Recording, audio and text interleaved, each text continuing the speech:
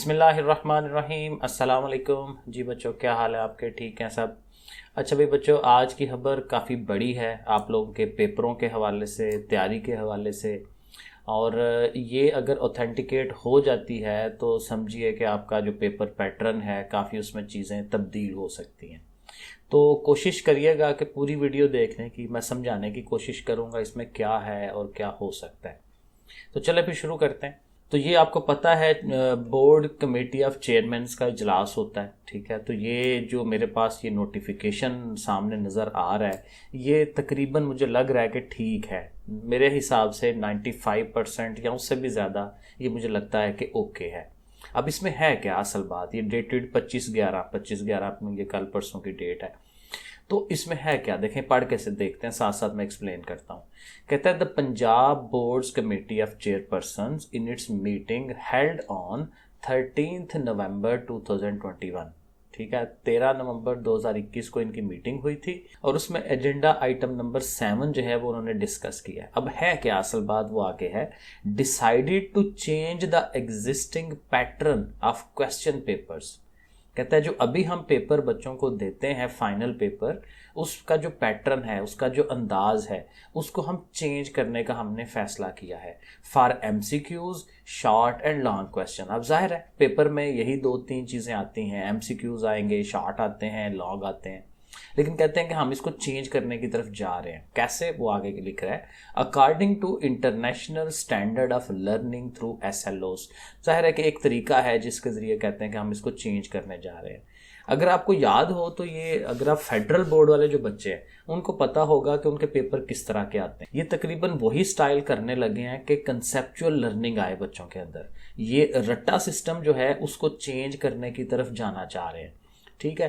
कि अगर हमने जो सवाल हैं, जो चीज़ें हैं, फिजिक्स का पेपर है, केमिस्ट्री का है, कुछ भी है, तो वो हमने जो रट्टा मार दिया वह वही जाके लिख आते हैं, तो उस चीज़ को चेंज करने की तरफ जा रहे हैं। और ये सबसे अहम बात आगे है, 2022 ये लिखा हुआ है। तो मतलब ये कि जो अब पेपर आने हैं वहीं से, ये नहीं है कि अगले साल से होंगे। यानी अभी आप लोग जो तैयारी कर रहे हैं 9th वाले और 10th वाले, उन सब के लिए ये चीज़ है एंड ऑनवर्ड। और जाहिर है उसके बाद भी ये चीज़ें चलेंगी। अब नीचे उसने ये कैटेगरीज बनाई हुई हैं, ये ज़रा देखें। तो ये कहते हैं कि 3 फेजेस के अंदर हम इसको चेंज करेंगे, 3 दफ़ा करके। मसलन पहला ये जो हमारा अगला साल है जिसमें पेपर होने हैं 2022 में, उसको उसने फेज़ 1 का नाम दिया है। अब यहाँ देखें 3 वेटेज उसने बनाई हुई है, नॉलेज, अंडरस्टैंडिंग और एप्लीकेशन। नॉलेज का मतलब ये है कि वही जो आपने रट्टा लगाया हुआ है 70%, यानी अभी जो आप पुराने तरीके से पढ़ते आ रहे हैं ना, उसी तरीके से आप पढ़ें, याद करें चीज़ें, समझें उन्हें। लेकिन वो जो पेपर आएगा जो पुराने तरीके से आ रहा है वो 70% आएगा। मतलब कि 30% जो है वो बाकी चीज़ें हैं। वो क्या है, 20% जो है वो अंडरस्टैंडिंग है, कि आपको उस कंसेप्ट की, किसी एक कंसेप्ट की कितनी समझ है। यानी उसका वो क्या करेंगे, सवाल चेंज कर देंगे। वो सवाल पेपर आपकी जो, वो क्या कहते हैं, बुक्स वगैरह में नहीं होगा, वो खुद से थोड़ा सा उसको चेंज करके दे देंगे।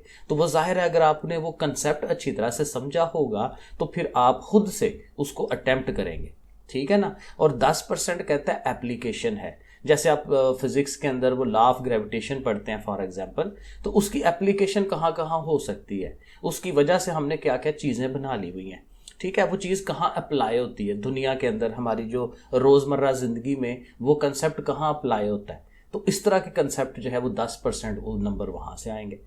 तो फिर 30% नंबर जो हैं अगले साल के, वो आपके चेंज हो जाएंगे, वो आपके अंडरस्टैंडिंग पे चले जाएंगे, जो आपको समझ बूझ है। जो आपका रट्टा है ना वो 70% पे है, और रट्टे के अलावा जो आपकी समझ बूझ वाले जो सवाल हैं वो इधर चले जाएंगे 30% पे। अब यही चीज़ उससे अगले साल, अभी जो 9th में है, जो फिर 10 में जाएंगे 2023 में, तो वो फिर 50% पे रट्टा रह जाएगा। और बाकी जो अंडरस्टैंडिंग है उसको उसने बढ़ा के 35% पे कर देना है, और एप्लीकेशन जो है वो 15% पे कर देनी है। और इसी तरह उसको और कम करेंगे, 2024 में उसको सिर्फ रट्टे को सिर्फ ले जाएंगे 30% पे, ठीक है। और फिर जाहिर अंडरस्टैंडिंग और एप्लीकेशन को उसने उसी हिसाब से 50% और 20%, यानी स्टेप बाय स्टेप उन्होंने क्या करना है, रट्टे को कम करते जाना है। और जो कंसेप्चुअल सवाल है जैसे फेडरल बोर्ड में आते हैं, उस तरह के सवाल उन्होंने ज़्यादा करते चले जाने हैं। ये बातें हो गई। अब एक दो और बात है इसके अंदर, ये भी जरा देख ले। The house also agreed that the existing weightage, यानी कि अभी जितनी वेटेज दी जाती है, आपका जो पेपर आता है उसमें 20%, मतलब 100 नंबर का अगर पेपर हो तो 20%, जैसे अभी पैटर्न चल रहा है, वो कहते हैं पैटर्न हमने वही रखना है कि 20% MCQ होते हैं, 50% शॉर्ट क्वेश्चन होते हैं और 30% लॉन्ग क्वेश्चन होते हैं। कहते हैं पैटर्न अभी वही है, ठीक है, लेकिन क्या है कि उसमें सवाल हम चेंज करेंगे, अंडरस्टैंडिंग और एप्लीकेशन वाले, लेकिन तरीक़ेकार वही होगा। जैसे पुराना एक पेपर आ रहा है उसी तरह से, मसलन फिजिक्स का पेपर है तो 15 MCQs आते हैं तो 15 ही आएंगे, ठीक है। अगर शॉर्ट क्वेश्चन टोटल मिला के फॉर एग्जांपल 36 नंबर के बनते हैं तो वो 36 नंबर के ही देंगे, लॉन्ग का जितने नंबर्स होते हैं उतने ही देंगे, लेकिन उसी के अंदर जो है वो चेंजेस करेंगे अंडरस्टैंडिंग और एप्लीकेशन को। ठीक है जी, बात समझ आ रही है। और फिर कहता है टू अचीव दिस टारगेट, अब ये भी बड़ी अहम बात है, कहता है कि ये जो टारगेट हमने रखा है 2022 का कि हमने इसमें पेपर चेंज करने हैं, तो कहता है model papers on the new pattern in the following subject will have to be prepared. तो ये लोग फिर क्या करेंगे कि कुछ मॉडल पेपर्स हमें बना के देंगे, क्योंकि ज़ाहिर है बच्चे कंफ्यूज हो जाएंगे कि अब ये क्या हो गया और किस तरह से पेपर आएंगे। तो एंड में वो यही बता रहे हैं कि हम कुछ मॉडल पेपर्स बना के फिजिक्स, केमिस्ट्री, मैथ का वो हम बना के अपलोड कर देंगे। मे बी वो अपनी अपनी वेबसाइट पे अपलोड करें, लेकिन तो ज़ाहिर है उसमें आते हुए टाइम लगेगा, तो वो हम फिर वहाँ से चेक करेंगे, देखेंगे और वहाँ से उसको देख के ज़्यादा बेहतर आइडिया होगा।